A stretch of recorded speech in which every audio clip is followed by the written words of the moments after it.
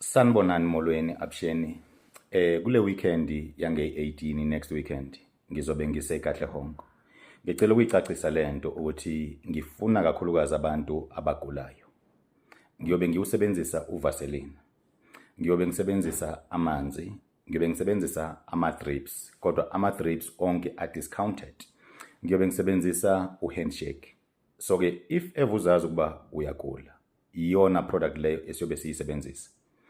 Uzothenga leyo product leyo, uthandazelwe, and uyiphathe ivasi lapho yakho nje encane. Kusenokwenzeka ngikuthinte ngamanzi, kusenokwenzeka ngikufake ebhavini ngikugeze. Kodwa konke kuqala ku-150 ukuya ngale ngaphambili. Uma niba ningi kakhulu, siyoqala ngoLwesihlanu, uMgqibelo, iSonto, depending ngenumber. So ke ekliniki bazanikeza insuku ukuthi wena uzanganazi insuku, wena uzanganazi insuku, wena uzanganazi insuku. Uma ukuthi mhlambe sodinga 2 days, siyosebenza Saturday and Sunday. And angubeke cace lokho. Awube khona ama-security. Uzawudlula ku-security, udlule kimi. Uma ngabe bekuskena, cela kungakwethusi lokho. Angifuni bekhona umuntu uzothi hey sizunyiwe, ibhamu ziyobe zikhona. Angubeke kulo kanye lokho. So umuntu odinga udokotela ongakwazi ukuphefumula, ngicela ningamlethi akaye kudokotela ngoba ngizobe nginayo ambulance ezongibackup lapha lapho.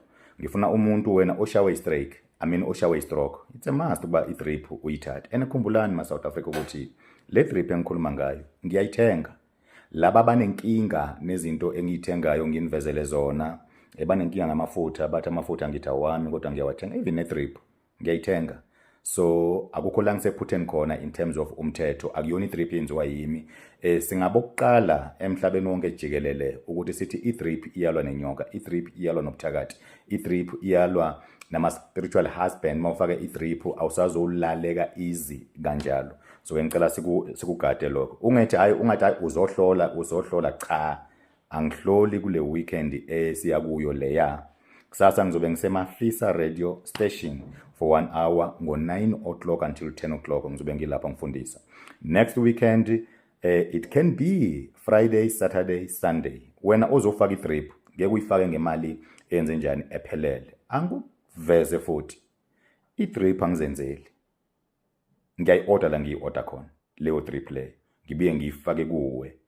Nibonile nina enibuye enkonzweni ukuthi umuntu ofaka i-drip ukhululekile enyokeni. Inyoka yakhe ayizange benawo amandla okulwa even for 3 minutes. In 2 minutes bese ifile le nto leya ngendaba yani ngenxa ye drip. So ke angifune disorder eKatlehong. Ngifuna yonke into